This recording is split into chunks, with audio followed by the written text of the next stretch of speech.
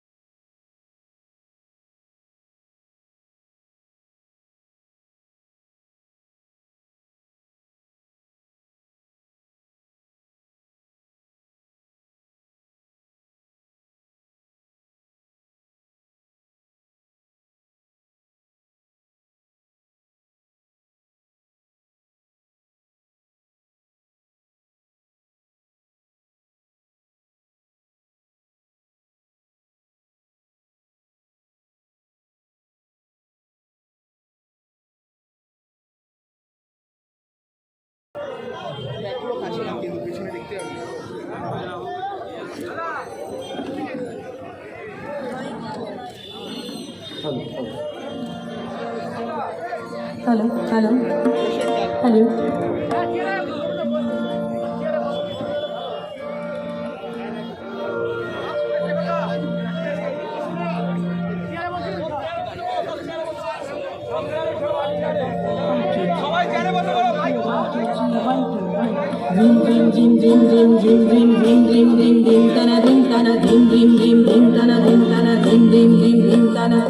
स्वागतम शुभ स्वागतम स्वागतम शुभ स्वागतम आनंद मंगल मंगल आनंद मंगल मंगल विधुप्रिय भारत भारतम विधुप्रिय भारत भारतम स्वागतम शुभ स्वागतम स्वागतम शुभ स्वागतम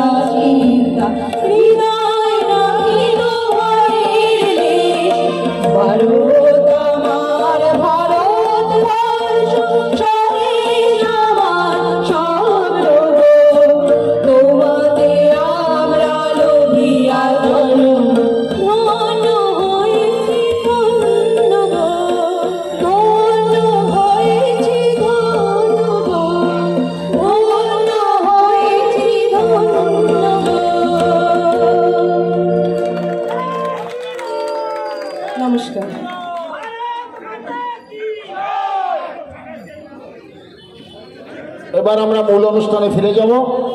আমাদের মধ্যে উপস্থিত হয়েছেন আমাদের এই জেলার বিজেপির সভানেত্রী মাননীয় ডলি গুহ মহাশয়কে আমি মঞ্চে আসার জন্য আহ্বান করছি। ডলি গুহ, আপনারা একটু বসে পড়বেন, চেয়ার আছে, সব চেয়ার খালি আছে, বসে পড়লে সুন্দর লাগবে, অনুষ্ঠানটা করতে আমাদের পরিচালনা করতে সুবিধা হবে।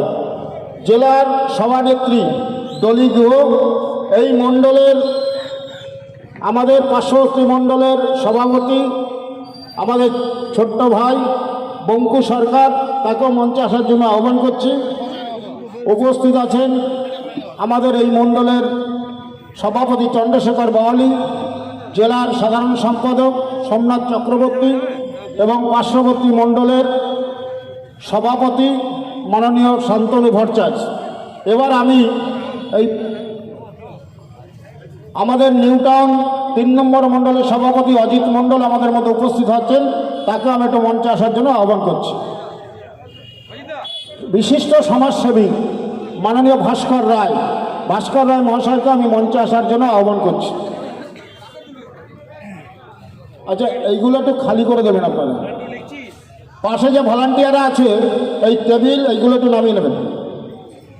এবার আমি প্রত্যেককে সম্বোধনা দেওয়ার জন্য আমি মাইক তুলে দিচ্ছি আমাদের এই অঞ্চলের শক্তি প্রমুখ মাননীয় পূবালী চক্রবর্তীকে আমি মঞ্চে আসার জন্য আহ্বান করছি এবং যেভাবে লিস্ট অনুযায়ী প্রত্যেককে উত্তরে পড়িয়ে সম্মান জানানোর জন্য, নাম ঘোষণা করার জন্য তার হাতে আমি মাইক তুলে দিচ্ছি।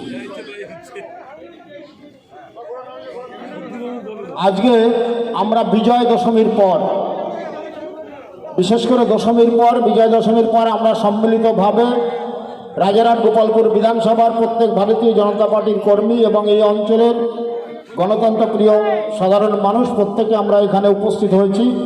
তাই প্রত্যেকে আমি আমাদের বিজয় দশমীর তৃতীয় শুভেচ্ছা জানিয়ে আজকের আমাদের এই অনুষ্ঠান আমরা শুরু করতে চলেছি।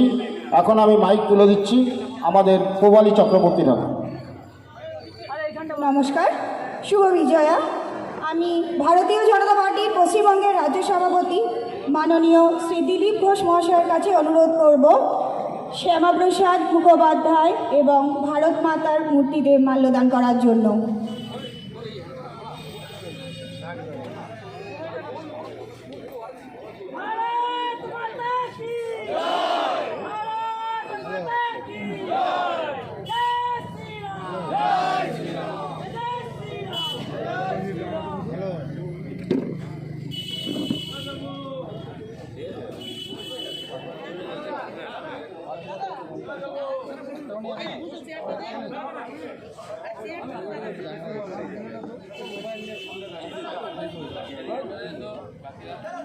ধন্যবাদ মাননীয় শ্রী দিলীপ ঘোষ মহাশয়কে।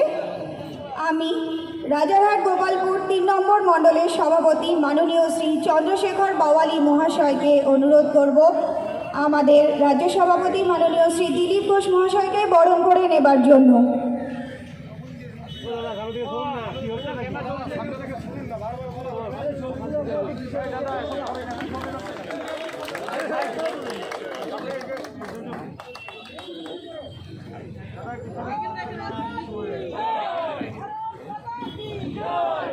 আমি মাননীয় শ্রী নিশীথ সরকার মহাশয়কে মঞ্চে আসার জন্য অনুরোধ জানাচ্ছি।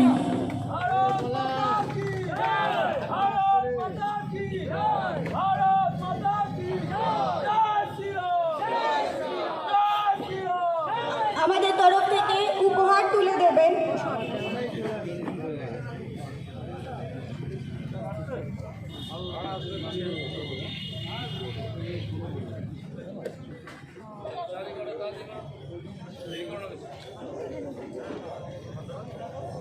মাননীয় শ্রী নিশীথ সরকার মহাশয়ের সঙ্গে আমাদের এই মণ্ডলের সমস্ত মহিলারা মিলে মাননীয় শ্রী দিলীপ ঘোষ মহাশয়কে মাল্যদান করছি।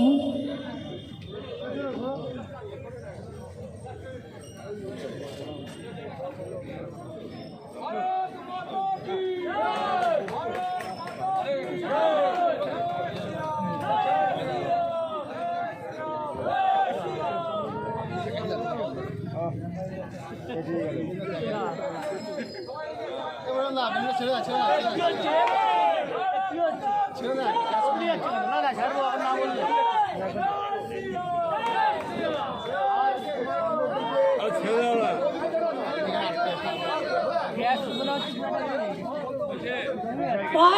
মাতা কি, ভারত মাতা কি, জয়। ভারত মাতা কি, বন্দে বন্দে মাতরম, বন্দে মাতরম। ভারত মাতা কি, ভারত মাতা কি, ভারত মাতা কি।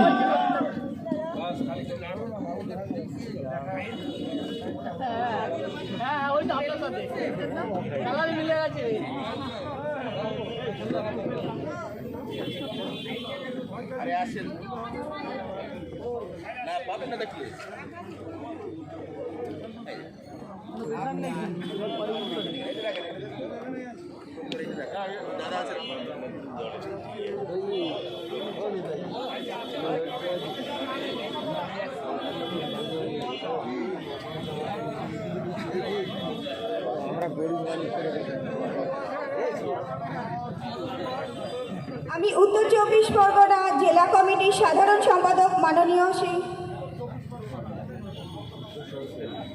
কলকাতা উত্তর শহরতলি জেলা কমিটির সাধারণ সম্পাদক মাননীয় শ্রী সোমনাথ চক্রবর্তী মহাশয়কে বরণ করার জন্য শ্রী শিব চ্যাটার্জিকে মঞ্চে আসার জন্য অনুরোধ জানাচ্ছি।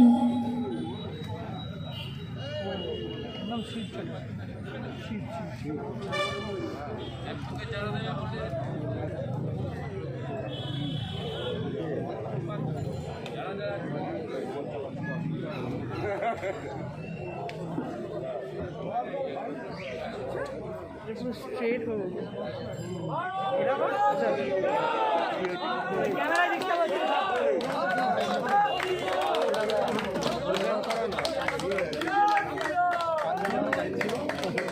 রাজারহাট গোপালপুর 3 নম্বর মন্ডল প্রেসিডেন্ট চন্দ্রশেখর বাওয়ালি মহাশয়কে বরণ করে নেবার জন্য আমি শ্রী শম্ভু দাসকে মঞ্চে আসার জন্য অনুরোধ জানাচ্ছি।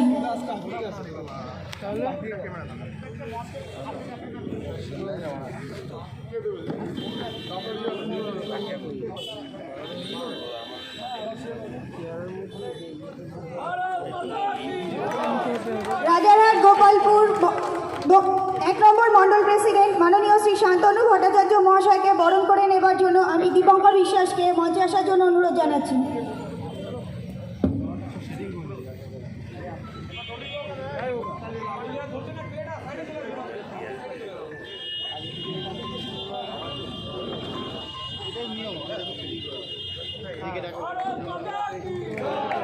রাজারহাট গোপালপুর 2 নম্বর মন্ডল প্রেসিডেন্ট বাঙ্কু সরকার মহাশয়কে বরণ করে নেবার জন্য আমি দীপঙ্কর সাহাকে অনুরোধ জানাচ্ছি।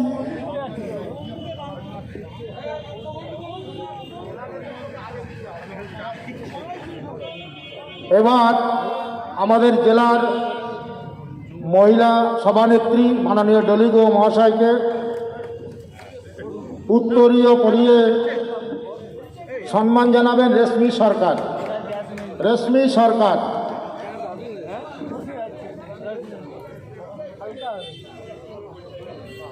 ডলিগো মহাশয়কে উত্তরীয় পরিয়ে সম্মান জানাচ্ছেন রেশমি সরকার। বন্দে মাতরম, বন্দে মাতরম, ভারত মাতা কি।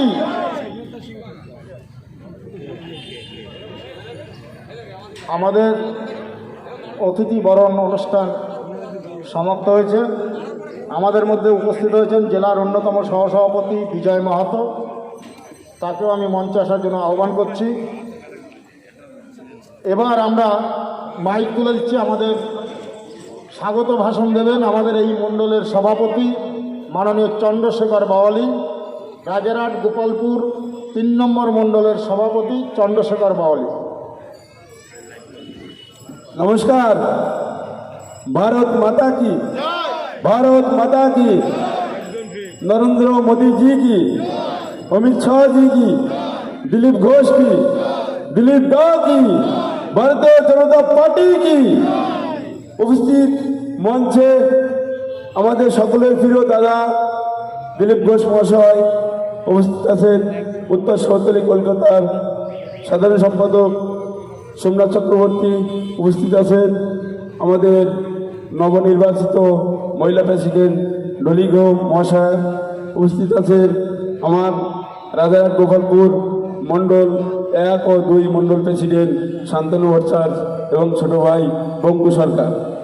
সবাইকে নমস্কার জানিয়ে আমি আজকের ভাষণ দেওয়ার জন্য এখানে নয়, শুধু একটা কথা বলবো, আগামী দিনে দিলীপদার পাশে থেকে দিলীপদার হাতে হাত মিলিয়ে কাঁধে কাঁধ মিলিয়ে আমরা আগামী দিনে লড়ব এবং 2021-এ এই ভারতবর্ষকে পদ্মফুল নবান্ন ফোটাবো। রাজি আছেন তো আপনারা সবাই? জোরে বলুন, তাহলে আমাদের দিলীপদা আমাদের পক্ষে খুব সন্তুষ্ট হবে। ভারত মাতা কি। আজকে চার চক্র প্রোগ্রামে দিলীপদা এসেছে এবং আপনারা সমস্ত কাজে ডাকবেন, দাদা আসবেন। তার কারণ দাদা হচ্ছে জনগণের সুবিধার্থে, জনগণের গরিব মানুষের দাদা। এ দাদা মমতাময়ী নয়, এ দাদা সকলের জনপ্রিয়তা দাদা। দাদা যাকে যে সময় ডাকবেন সেই সময় দাদা হাজির হন। আপনারা কিছুদিন আগে দেখেছেন করোনার মহামারী থেকে আজকে আমাদের মঞ্চে এসছেন খুব জীবনের বিনিময়ে লড়াই করে। কেননা দাদা রাস্তাঘাটে, চার দোকানে, পার্কে আড্ডা মেরে সমস্ত জীবন বিনিময় নির্গণ করে আজকে আপনাদের সাথে মিশে থাকে। সেই দাদাকে আমরা মুক্ত করে, ভগবান মুক্ত করে দিয়েছেন এবং আমাদের সকলের আশীর্বাদে তিনি মুক্ত হয়েছেন এবং আমরা সারা জীবন আশীর্বাদ করব যে আমাদের জনপ্রিয়তা দাদা দিলীপ ঘোষ মহাশয় যেন সারা জীবন সুস্থ থাকে এবং ভালো থাকেন, এই কামনা বলে আমি আমার বক্তব্য শেষ করছি। নমস্কার। ভারত মাতা কি জয়, বন্দে মাতরম। ধন্যবাদ চন্দ্রশেখর বাওয়ালি মহাশয়কে। এখন যার অবিরাম অপেক্ষায় আমরা অপেক্ষা করছিলাম, আমাদের সেই প্রিয় নেতা মাননীয় দিলীপ ঘোষ মহাশয়কে আমি বক্তব্য রাখার জন্য মাইক তুলে দিচ্ছি। भारत माता की বন্দে মাতরম। শুভ বিজয়া। যতদূর আমার বক্তব্য শুনতে পাচ্ছেন, আমার সামনে যারা উপস্থিত, যারা আমাদের চেয়ে বয়সে বড়, সবাইকে আমি বিজয়ার প্রণাম জানাই। বন্ধু বান্ধব, সাথী, ভাই বোন যারা আমাদের সঙ্গে এখানে উপস্থিত হয়েছেন, সবাইকে আমার বিজয়ার প্রতি শুভেচ্ছা এবং ভালোবাসা। এবং ভগবানের কাছে প্রার্থনা করি এরকম পুজো, এরকম দুর্গা পুজো যেন আমাদের আর দেখতে না হয়। আমরা যে দুর্গা পুজো দেখতে অভ্যস্ত, সেই দুর্গা পূজা যেন আগামী বছর আমরা করে আনন্দ উৎসব করতে পারি, বাড়ি থেকে বেরিয়ে পরস্পরের সঙ্গে মিলিত হতে পারি, বিজয়া উৎসব করতে পারি, এই কামনা মা দুর্গার কাছে আমি করি। আজকে পুজোর পরে আমরা প্রথমবার চা চক্রে মিলিত হয়েছি। যদিও চা চক্র, কিন্তু অলিখিতভাবে এটা বিজয়া সম্মেলনী আছে, তাই চায়ের সঙ্গে মিষ্টির ব্যবস্থা, লাড্ডুর ব্যবস্থাও সবার জন্য করা হয়েছে। আমি আশা করব সবাই মিষ্টি খেয়ে যাবেন, কারণ বিজয়ার পরে মিষ্টিমুখ করা আমাদের বাংলার পরম্পরা আছে। আমরা বন্ধু বান্ধবের সঙ্গে কোলাকুলি করি বিজয়ার পরে, সে কোলাকুলি করার, মিলিত হওয়ার সুযোগ নেই এবারে। মাস্ক লাগিয়ে দূর থেকে নমস্কার করে বিজয়া করতে হচ্ছে। আর বড়দের পায়ে হাত দিয়ে প্রণাম করছি, আশীর্বাদ নিচ্ছি আমরা আগামী বছর যেন সুস্থ সবল সফল জীবনযাপন করতে পারি। তাই বিজয়ার সম্প্রতি পরিবেশ তাদের ঠিক থাকে, সেটা আমাদের সবার লক্ষ্য রাখা উচিত। গত প্রায় 6 মাসের বেশি আমরা পরস্পর থেকে দূরে থাকার চেষ্টা করেছি।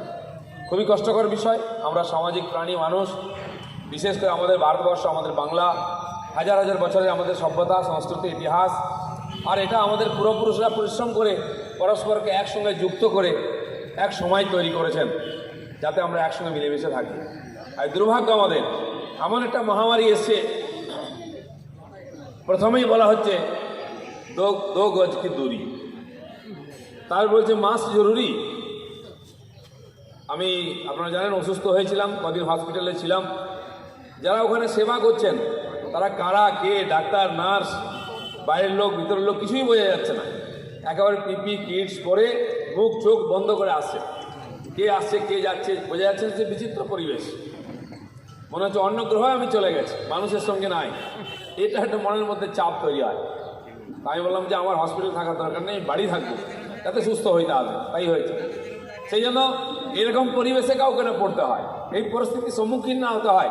কেন আমি আবার আপনাদের কাছে নিবেদন করব, দূরত্ব ততদিন বজায় রাখুন যতদিন না বিশেষজ্ঞরা বলছেন যে হ্যাঁ কাছাকাছি আসুন, যে এই মহামারী চলে গেছে। কারণ এতেই আমাদের সুরক্ষা, কারণ এই মহামারীর সঙ্গে লড়ার জন্য কোনো ওষুধ নাই, অন্য কোনো রাস্তা নেই। তাই বাধ্য আমাদের সামাজিক বন্ধনকে ঢিলে করে দিয়ে দূরে থাকতে হচ্ছে। এই পরিবেশ খুব তাড়াতাড়ি কেটে যাবে এটা আমরা আশা করব, কারণ ওষুধ আবিষ্কার না হওয়ার জন্য আপনারা দেখেছেন গত কয়েকদিনের মধ্যে সংক্রমণ বেড়ে গেছে। 3000 হতো, সেটা 4000 হয়ে গেছে। দুর্গাপূজাতে হয়তো আমরা বেরোইনি, ভিড় করিনি, কিন্তু দোকানে যারা গেছিলেন কেনাকাটা করতে আমি দেখেছি বহু দোকানেতে খুব ভিড় হয়েছে। সবাই মিলে দোকানের মধ্যে ঢুকে গিয়ে কেনাকাটা করছেন, তাতে নিশ্চয়ই সংক্রমণ হয়েছে, সেজন্য আবার সংক্রমণ বাড়তে পারে।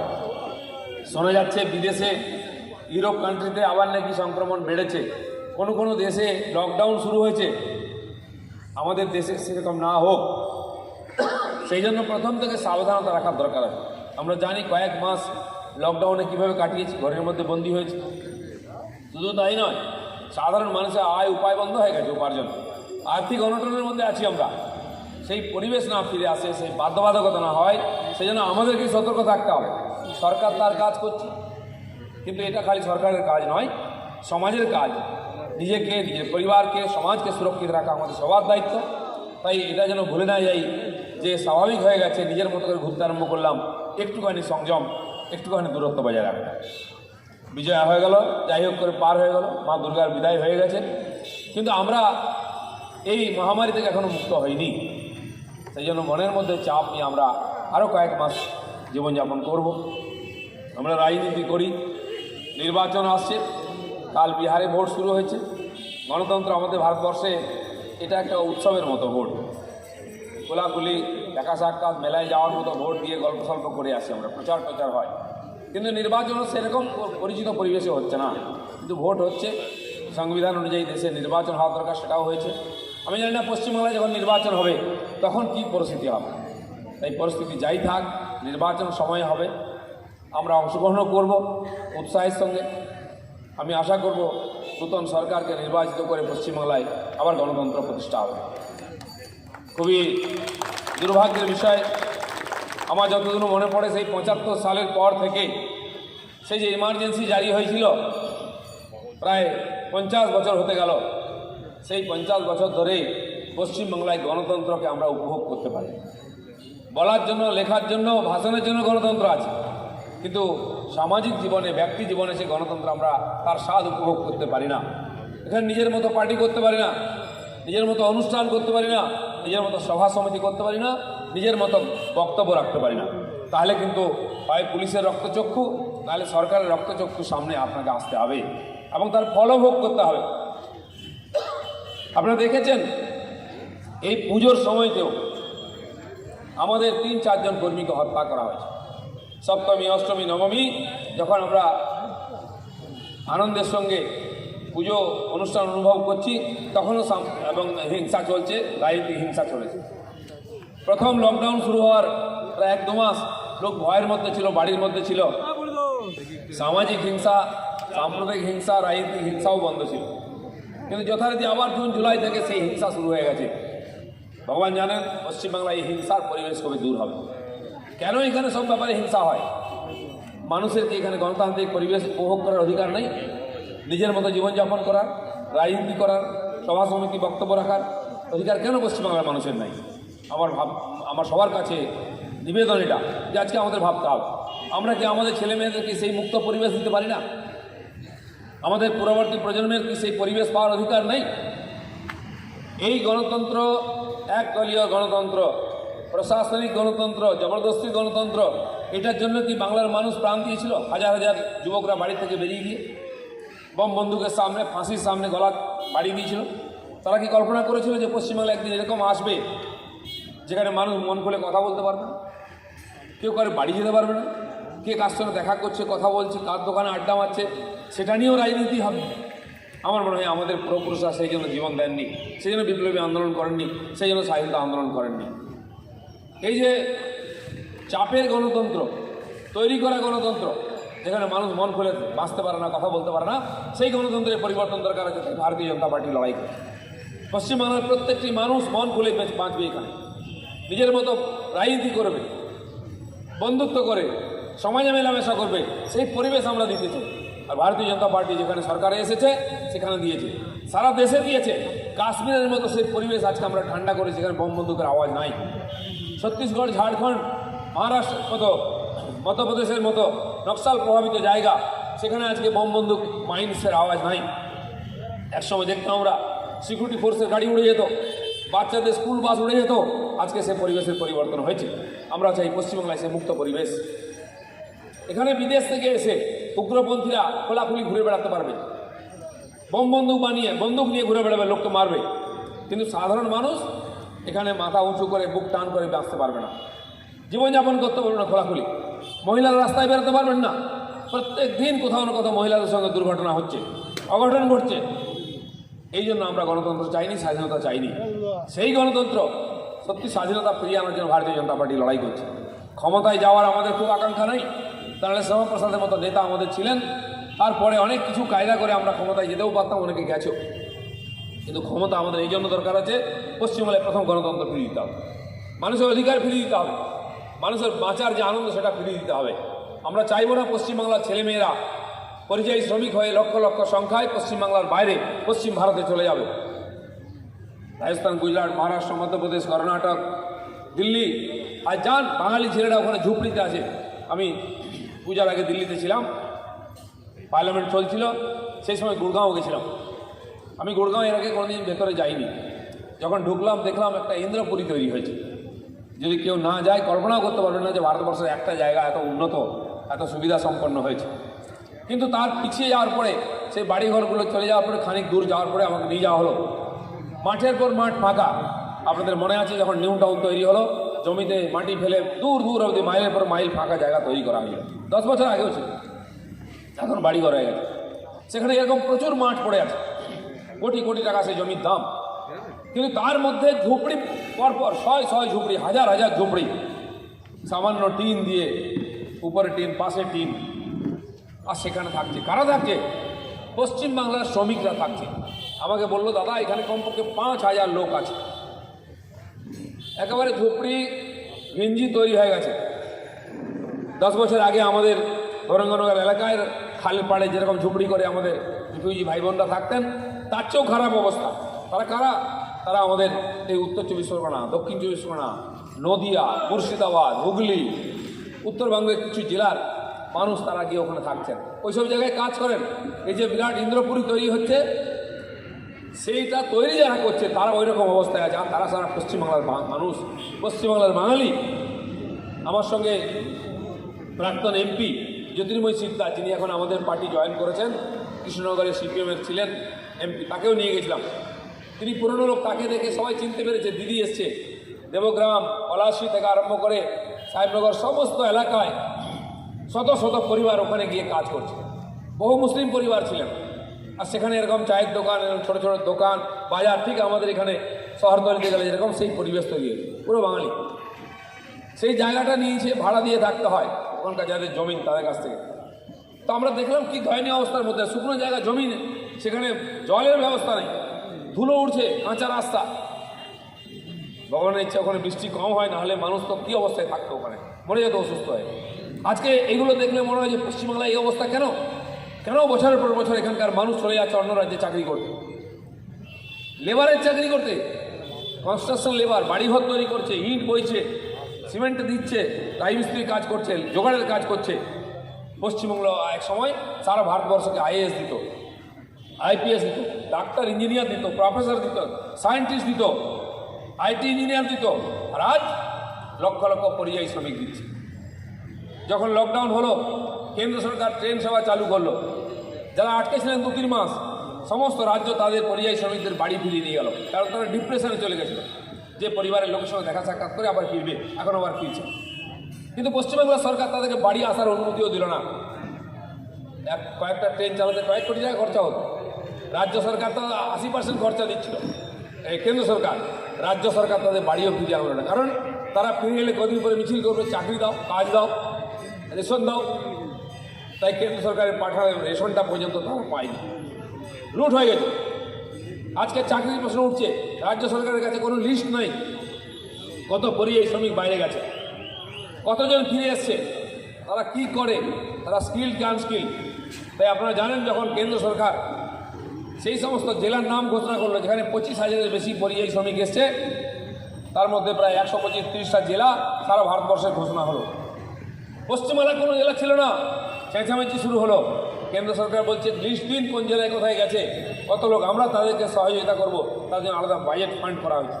কিন্তু এই সরকার দিতে পারেনি, চালাকি করেছে, সমস্ত কিছু লুকানোর চেষ্টা করেছে। তাই এখানকার যারা শ্রমিক বাইরে গিয়েও কষ্ট পেয়েছেন, যারা নিজের পয়সা খরচা করে বাস ভাড়া করে এসেছিলেন তারা কষ্ট পেয়েছেন। প্রথম তো তাদেরকে ঢুকতে ঝাড়খণ্ড বর্ডারে, উড়িষ্যা বর্ডারে আটকে দেওয়া হয়েছে। আমরা গিয়ে লড়াই ঝগড়া করে তাদেরকে খাবার দিয়েছি, তাদেরকে আনার চেষ্টা করেছি। এত অমানবিক সরকার এখানে চলছে, সমস্ত দায়িত্ব থেকে বেঁচে আর যারা এখানে আছে পশ্চিমবাংলায় তাদের জীবনকে অতিষ্ঠ করে দেওয়া হচ্ছে কেবল রাজনৈতিক স্বার্থে। আপনি এই অপশাসনের বিরোধিতা করলে আপনাকে কেস খেতে হবে, আপনাকে মার খেতে হবে, আপনাকে জেলে যেতে হবে। আজকেও আমরা সেদিন চর্চা করেছিলাম খড়দাতে, সেখানে আমার নামে কেস। সেদিন ডায়মন্ড হারবারে আমরা এসডি অফিস ঘেরাও করতে গেছিলাম, সেখানে অবস্থান ছিল, এরকম ভাষণ চলছিল, সেখানেও কেস। হাজার হাজার লোকের নামে কেস, খালি কেস দিয়ে ভয় দেখানো হচ্ছে। আরও মজার ব্যাপার, যে পার্টি ক্ষমতায় আছে তারও প্রত্যেকটি নেতার নামে কেস আছে, কারণ সে যদি পার্টি ছেড়ে জেলে যায় কখনো তাকে জেলে ঢোকানো হয়। এখানেও দাঁড়িয়ে আছে অনেক লোক, এই এলাকার বহু মানুষকে কেস দিয়ে ঘর ছাড়া করে সর্বশান্ত করা হয়েছে, তারা টিএমসির সাপোর্টার ছিলেন। আমি এই মঞ্চ থেকে ঘোষণা করছি, মে মাসে যেদিন বিজেপি সরকার গঠন হবে পশ্চিমবাংলায়, সমস্ত রাজনৈতিক কেস তুলে দেবো।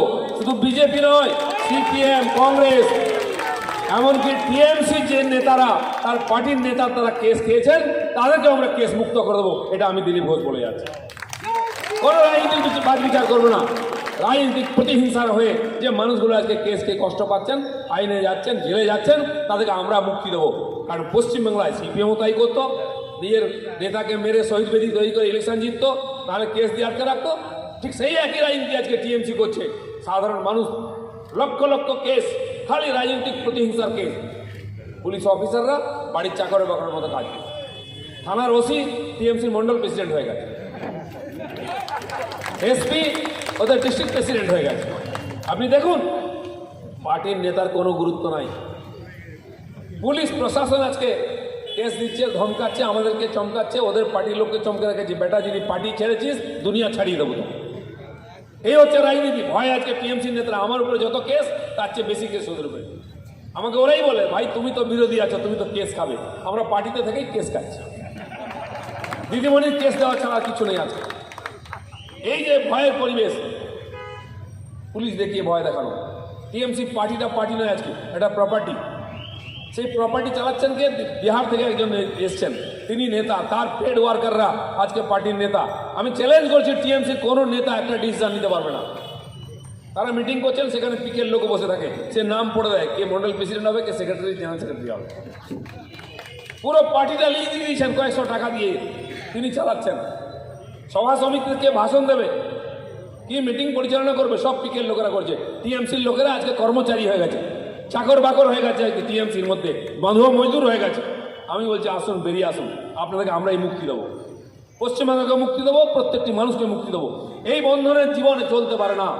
সাম্রাজ্যবাদী একটা পরিবেশ তৈরি করা হয়েছে, মানুষ নিজের কথা বলতে পারে, নিজের মতো রাজনীতি করতে পারে না। এই রাজনীতি চলতে পারে না। যারা পার্টিতে গেছিলেন কামাতে বা এখনও আটকে আছেন, সিন্ডিকেট করছেন, তারা ওখানে চাকর বাকরের কাজ করছেন।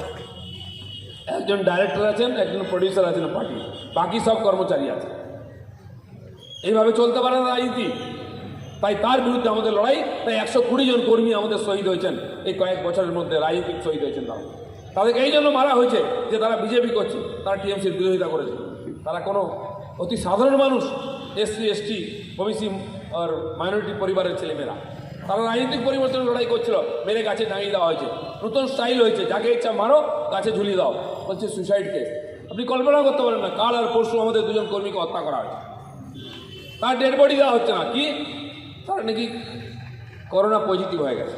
এখন নতুন ফ্যাশন তৈরি হয়েছে। আগে ডেড বডি নিয়ে পুড়িয়ে দিত, লুকিয়ে দিত, আমরা আন্দোলন করতাম, থানা ঘেরাও করতাম।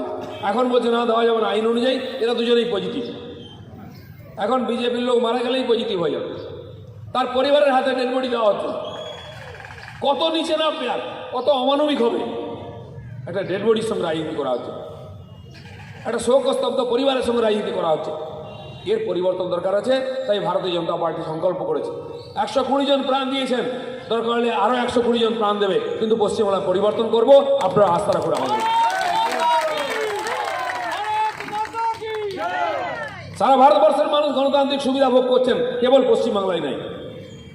কত লজ্জার দুঃখের বিষয়, উত্তরপ্রদেশে কোনো একটি মেয়ের উপরে অত্যাচার হয়েছে, সে রেপ হয়েছে কিনা তার কোনো তদন্ত নেই, ফরেন্সিক রিপোর্ট বলেছে না হয়নি, সে নিজেও বলছে না রেপ হয়েছে। দিদিমণি এখান থেকে বুঝতে পারলেন ওই মেয়েটি রেপ হয়েছে। আর কালীঘাটে রেপ হচ্ছে, পার্ক স্ট্রিটের ওখানে রেপ হচ্ছে, কামদুনি কৈজুড়ি সব জায়গায়, সেটা কিন্তু দিদিমণি বুঝতে পারেন না রেপ হয়েছে কিনা। যদি মনে হয় এরকম, বলে ওই মেয়েটির চরিত্র খারাপ ছিল। তিনি আজকাল ক্যারেক্টার সার্টিফিকেট দিচ্ছেন মহিলাদের, আর খুব বেশি হলে 40,000 50,000 টাকা তার ইজ্জতের দাম ধরে দিচ্ছেন। এই দিন দেখার জন্য কেউ পরিবর্তন চায়নি। মহিলারা 11 সালের মে মাসে ভোট দিয়েছিলেন লাইনে দাঁড়িয়ে রোদ্দুরে। কেন? দিদিকে চাই, পরিবর্তন চাই। আজকে সেই মহিলারা সবচেয়ে বেশি দুঃখী, সবচেয়ে অত্যাচারিতা, তাদের কোনো অধিকার নেই। একজন মহিলার উপরে রেপ হয়েছে, তিনি থানায় গেছেন রিপোর্ট করতে, সারা রাত বসিয়ে রাখা হয়েছে, এফআইআর নেওয়া হয়নি। কল্পনা করতে পারেন? এই পরিবর্তন আপনারা চেয়েছিলেন। আজকে যান হসপিটালের সামনে দিয়ে যদি অনুমতি পান ঢোকার, পেছন দিয়ে বেরোতে হবে, সামনে বেরোতে পারবে না। বলো হরি হরি বলো। এত বড় বিল্ডিং, 6 তলা 8 তলা, দেখুন সব জায়গায় দিদিমণি শাড়ির রঙের মতো রং হয়েছে, নীল সাদা। ডাক্তার, নার্স, বেড, ওষুধ কিচ্ছু নাই। আমরা বারবার বলছি, কেন্দ্র সরকার আয়ুষ্মান যোজনার যে ইন্স্যুরেন্স 5 লাখ টাকা প্রত্যেকটি পরিবারকে দিচ্ছে, দিদিমণি কেন নিচ্ছেন না? কেন গরিব মানুষের সঙ্গে প্রতারণা করছেন? কেন্দ্র সরকার এখানকার গরিব কৃষকদের জন্য বছরে 6,000 টাকা দিচ্ছে, ক্ষতি হচ্ছে তাই। 2 বছরে 12,000 টাকা, এবং এবছর আরও এক্সট্রা 2,000 টাকা দিয়েছে। পশ্চিমবাংলার কৃষকরা এই 14,000 টাকা থেকে বঞ্চিত হয়েছেন কেবল মমতা ব্যানার্জির জন্য। কারণ তার ক্ষুদ্র রাজনীতি। আমরা বলেছি কেন নিচ্ছেন না আপনি? যখন কোর্টে কেস হয়েছে, কোর্ট বলছে কেন নিচ্ছেন না, তখন উনি কেন্দ্রীয় কৃষিমন্ত্রীকে চিঠি লিখলেন যে টাকাটা আমাদেরকে দিয়ে দিন, আমরা ওদেরকে দিয়ে দেবো। কেউ বিশ্বাস করে মমতা ব্যানার্জি টাকা দেবে কাউকে? করেন বিশ্বাস? পাগলেও বিশ্বাস করে না আজকে মমতা ব্যানার্জি কাউকে টাকা দেবে।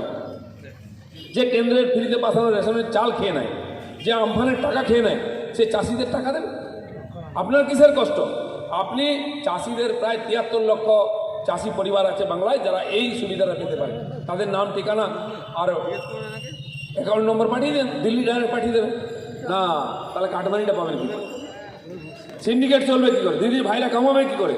দিদির ইচ্ছা ছিল যে এটা বললেই হয়তো পুজোর আগে টাকাটা আসবে, তার ভাইদের বোনাস দিয়ে দেবেন, কিন্তু টিএমসির নেতারা বোনাস পেলেন না। এবার মোদিও খুব কঠিন জিনিস, উনিও শেষ দেখে ছাড়বেন, এবং আজ হোক কাল হোক এই বাংলার গরিব চাষিরা এই টাকা পাবে। বাংলার গরিব মানুষ স্বাস্থ্য যোজনার 5 লক্ষ টাকা পাবে, সেটা আমরা দেবো যখন দিল্লিতে মোদী সরকার, বাংলাতে মোদী সরকার হবে। আমি অল পার্টি মিটিংয়ে জিজ্ঞেস করেছিলাম ম্যাডামকে যে কেন আপনি, তখন সবে শুরু হয়েছে, অল পার্টি মিটিং হয়েছিল করোনা নিয়ে, আমি কেন আপনি 5 লাখ টাকা সুবিধা দিচ্ছেন না? আমরিতে গেলে 21 লাখ টাকার বিল হচ্ছে, একজন ডাক্তার মারা গেলেন 42 লাখ টাকা বিল হয়েছে। বলুন, তার পরিবার টাকা দিতে পারবে? সেও শেষ, তার পরিবারও শেষ। আজকে 25 লাখ টাকার বিল হচ্ছে, নেগোসিয়েশন করে 18 লাখ টাকা বিল হয়েছে একজন ডাক্তারের, তিনি দিয়েছেন। কজন মানুষ করোনা থেকে বাঁচতে পারে ট্রিটমেন্ট করে? 2 লাখ 5 লাখ তো হামেশা হচ্ছে। তো যারা অসুস্থ হয়েছেন তারা কমপক্ষে চিকিৎসা করতে পারতেন, পরিবারের একটা সাহস হতো। দিদিমণি বলছেন আমরা তো স্বাস্থ্যসাথী দিচ্ছি। আরে স্বাস্থ্যসাথী কোথায়? ডাক্তার নেই, ওষুধ নেই, কিছু নেই, লোকে এখানে ভয়ে হসপিটালে ভর্তি হওয়া যায় না, বেড নেই, ঘুরে বেড়াচ্ছে, রাস্তায় মারা যাচ্ছে, বাড়ি এসে সুইসাইড করেছে বিষ খেয়ে, যে বেড পায়নি বলে। তারপরে স্বাস্থ্যসাথী আপনারা জানেন, যখন লকডাউন শুরু হলো হায়দ্রাবাদ, বেঙ্গালুরু, মুম্বাই, সেখানে যারা বাঙালিরা চিকিৎসা করতে গেছেন তারা এখানে মিছিল করেছেন।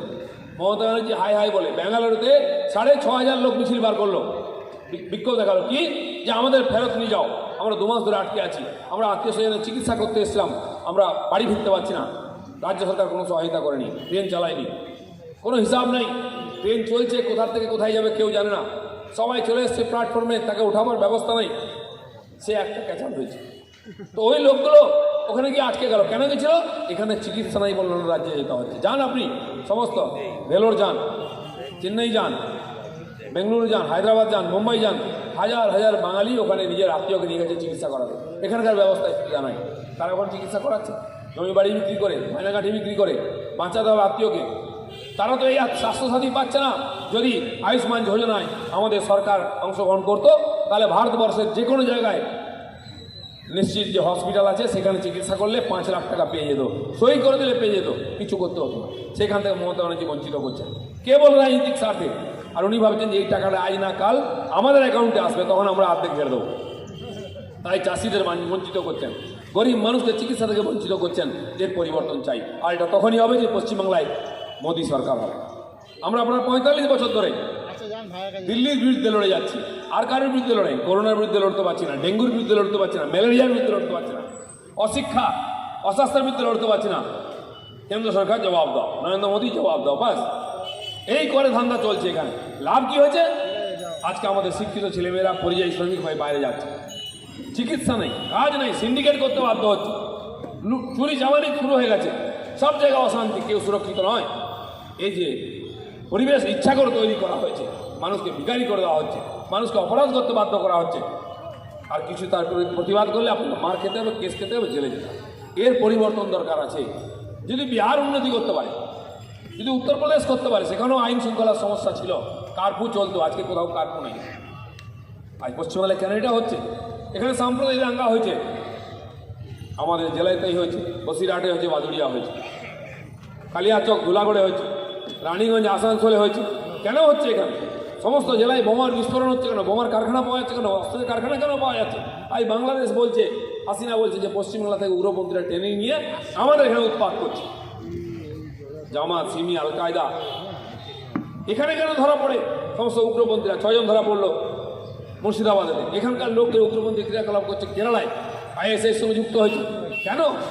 এই যুবকদের কাজ নাই, শিক্ষা নাই, ফেলে দেওয়া হচ্ছে। আর এই সরকার এই ধরনের রাষ্ট্রবিরোধী গতিবিধি লোকেদেরকে শেল্টার দিচ্ছে। তার নবতম কি সংযোজন? ছত্রধর মাহাতো, যিনি এক সময় পুরো জঙ্গলমহলে আগুন জ্বালিয়ে রেখেছিলেন, শত শত লোককে হত্যা করেছেন। একসময় মমতা ব্যানার্জি তার বাইকের পিছনে বসে ঘুরে ঘুরে রাজনীতি করে জিতে গেছেন। ইলেকশন জেতার পরে মনে হলো ছত্রধর এখন কাজের নয়, তাকে জেলে ঢোকানো হলো। তার বিরুদ্ধে রাষ্ট্রবিরোধী আইন লাগানো হয়েছিল। আজকে যখন জঙ্গলমহলের লোক বিসর্জন দিয়েছে মমতা ব্যানার্জিকে, আজকে ছত্রধরকে জেল থেকে বার করে নিয়ে আসছে প্যারোলেতে দিয়ে। সেই অপরাধী যাকে রাষ্ট্রবিরোধী আইন লাগানো হয়েছে, যে খুনি একাধিক কেস আছে, সে আজকে টিএমসির স্টেটের সেক্রেটারি হয়েছে। আর নবতম সংযোজন বিমল গুরুং, 3 বছর আগে তারা পাহাড় ছেড়ে যেতে বাধ্য হয়েছিল, কারণ মমতা ব্যানার্জি তাকে পাহাড়ে থাকতে দেননি। 156টা মামলা তার মধ্যে আছে। তার মধ্যে অমিতাভ মল্লিক, যে পুলিশ অফিসার ইন্সপেক্টর মারা গেছিল, তার খুনের মামলা আছে, যে গুরুং খুন করেছে।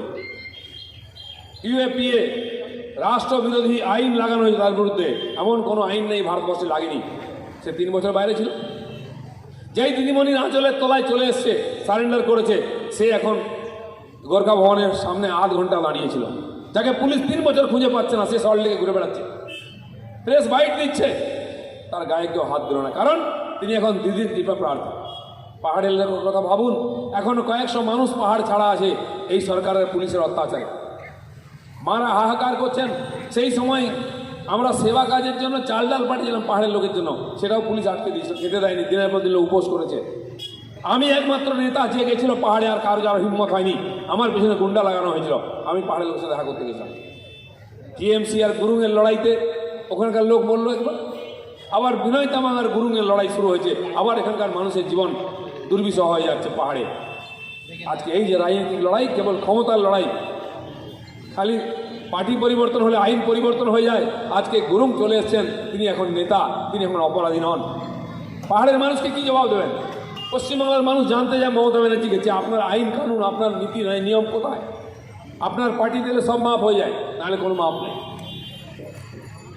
তাই বন্ধুগণ, পশ্চিমবাংলায় যে গণতন্ত্র হত্যা, যে রাজনৈতিক হিংসা, এই দুর্নীতি, এর থেকে বাংলাকে মুক্তি দিতে হবে। পশ্চিমবাংলার মানুষের সে ক্ষমতা যোগ্যতা আছে, তারা বাংলাকে গড়ে নেবেন। এখানকার মানুষ এই বাংলাকে তৈরি করবে সোনার বাংলা হিসেবে। এখানকার ছেলেমেয়েরাই, আমরা চাই না এখানকার ছেলেমেয়েরা বাংলার বাইরে চলে যাক বুড়ো বাবা মাকে ছেড়ে, ছেলে মেয়েকে ছেড়ে বছর দুর্গা পূজার সময় মুখ দেখতে আসবে, বাকি বাইরে থাকবে। কেন? সারা দেশের লোক পশ্চিমবাংলায় কাজ করতে, ব্যবসা করতে, চাকরি করতে আসতো। আজকে কেউ তো আসেই না, পালাচ্ছে, বাঙালিরাও চলে যাচ্ছে। এই পলায়ন বন্ধ করতে হবে। এখানকার যুবকরা যদি বাংলার বাইরে চলে যায়, বাংলাকে কে গড়ে তুলবে? সেই যুবকদের কাজের ব্যবস্থা, তাদের থাকার ব্যবস্থা, কমপক্ষে তাদের কেস দিয়ে জেলে ঢোকানো হবে না বিরোধিতা করলে, কেবল ঝান্ডা ধরার জন্য দেখা হবে না। সেই পরিবেশ আমরা তৈরি করতে চাই, তাই আমাদের লড়াই। বাংলার আমূল পরিবর্তন চাই। বাংলা বাঙালি মাথা তুলে বলবে যে আমি পশ্চিমবাংলার নাগরিক। আমি রামমোহন, রামকৃষ্ণ, বিবেকানন্দ, বিদ্যাসাগর, শ্যামাপ্রসাদ, সেই মহাপুরুষদের, অরবিন্দের পরম্পরার লোক আমরা মাথা উঁচু করে বলতে পারবো। আজকে নেতাদের নাম নিন, সব দাগি, কেউ জেলে গেছে, কেউ জেলে যাবে, দুর্নীতিগ্রস্ত। সরকারটাই পুরো দুর্নীতিগ্রস্ত। আজকে বাঙালি বলে পরিচিত আমাদের লজ্জা করে। সারা দুনিয়াতে যেখানে বাঙালিরা আছেন তারা আজকে চিন্তিত, কেন বাংলার পরিবেশ হয়েছে, কী করে পরিবর্তন হবে। তাই আমরা যে লড়াই শুরু করেছি, পশ্চিমবাংলা খালি রাজনীতির পরিবর্তন নয়, এখানকার শিক্ষা, শিল্প, সংস্কৃতি, আইন শৃঙ্খলা, অর্থব্যবস্থা সব পরিবর্তন চাই। এখানে গণতন্ত্র প্রতিষ্ঠা করতে চাই। সেই লড়াই ভারতীয় জনতা পার্টি করছে। আমি আপনাদের কাছে নিবেদন করব, পরিবর্তন অনেকবার আমরা বাংলায় করেছি, আরেকটা পরিবর্তন করুন, মোদির উপরে ভরসা রাখুন। পশ্চিমবঙ্গকে আমরা তার পুরনো ঐতিহ্য ফিরিয়ে দেবো, সে কথা দিচ্ছি। যদি বিহার ইউপির পরিবর্তন করতে পারি, পশ্চিমবাংলার পরিবর্তন করবো। বিজয় দশমী পরে প্রথমবার দেখা হলো, এই কয়েকটি কথা বলে সবাইকে শুভেচ্ছা জানাচ্ছি। ভারত মাতা কি জয়। ধন্যবাদ আমাদের রাজ্য সভাপতি দিলীপ ঘোষ মহাশয়কে। এবার ছোট্ট একটা উপহার আমাদের রাজারহাট গোপালপুর 1 নম্বর মণ্ডলের সভাপতি শান্তনু ভট্টাচার্য ভারত মাতার একটা প্রকৃতি দিয়ে, মূর্তি দিয়ে তাকে সম্মান জানাচ্ছেন। ভারত মাতা কি, ভারত মাতা কি, ভারত মাতা কি।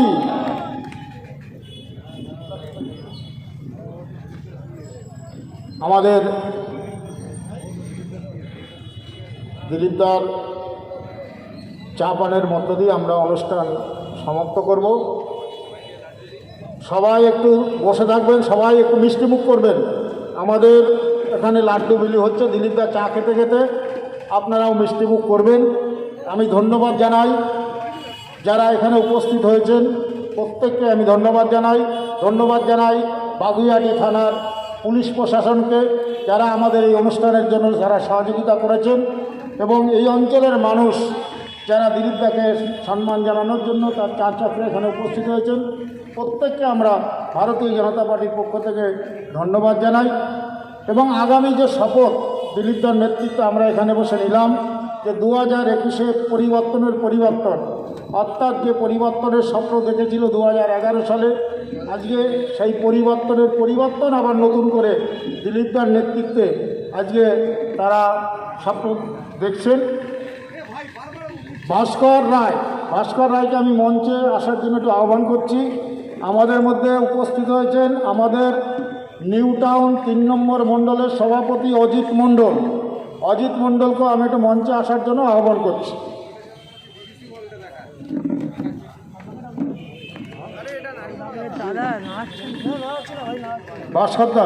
ভাস্কর রায়, আমাদের বিশিষ্ট সমাজসেবী ভাস্কর রায় আমাদের মধ্যে উপস্থিত আছেন।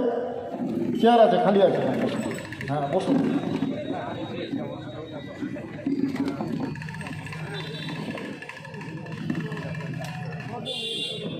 যারা লাড্ডু বিলি করছেন তাদেরকে অনুরোধ করব, আপনারা আপনাদের কাজটা করুন।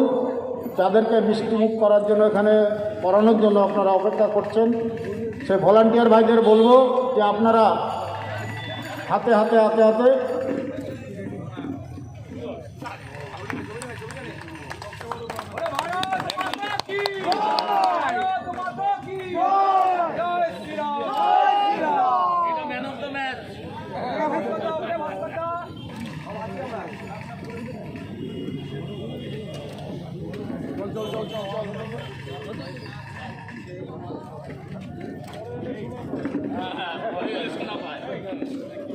আমাদের নিউ টাউন 3 নম্বর মণ্ডলের সভাপতিকে পদ্ম দিয়ে সম্মান জানাচ্ছেন আমাদের রাজ্য সভাপতি দিলীপ ঘোষ মহাশয়। বন্দে মাতরম, বন্দে মাতরম, ভারত মাতা কি, ভারত মাতা কি। আমাদের চাচক্র অনুষ্ঠান আমরা এখানে সমাপ্ত ঘোষণা করলাম। ধন্যবাদ দিলীপদাকে শত ব্যস্ততার মধ্য দিয়ে আমাদের মধ্যে উপস্থিত হওয়ার জন্য। সবাইকে ধন্যবাদ।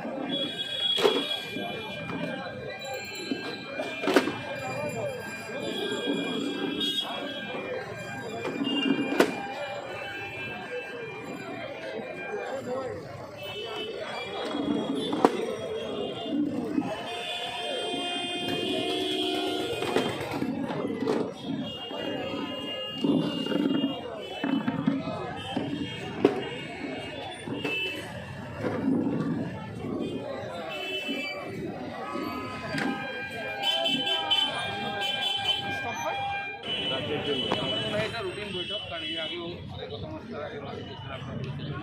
তো গভর্নর, কেন্দ্র সরকারের হোম মিনিস্টার যিনি আইন শৃঙ্খলা দেখেন, যেহেতু বাংলা নিয়ে সবাই ছিল, তাই তিনি গেছেন। আর সেখানে কি কথা প্রশাসনিক ব্যাপারে এই নিয়ে কিন্তু রাজনীতি উত্তাল দিলি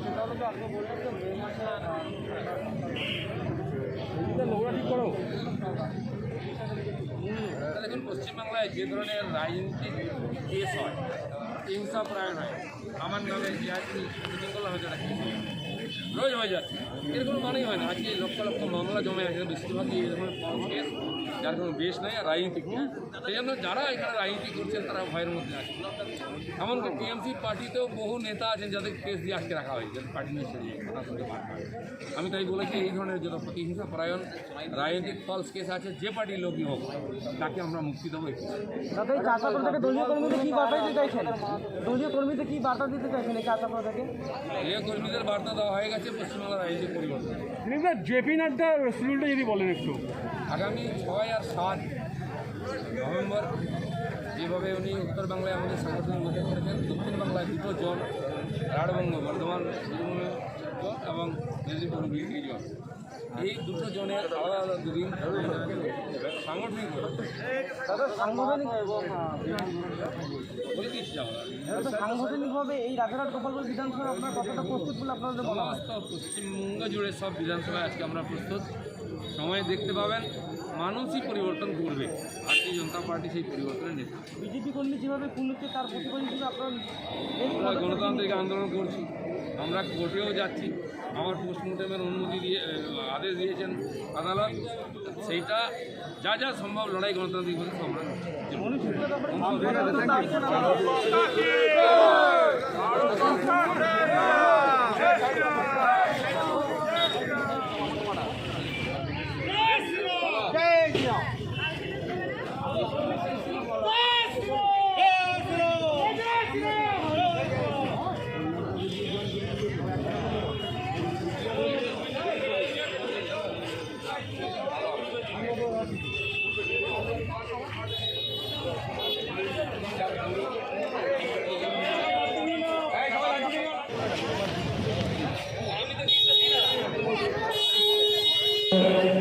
অংশগ্রহণ করবেন না।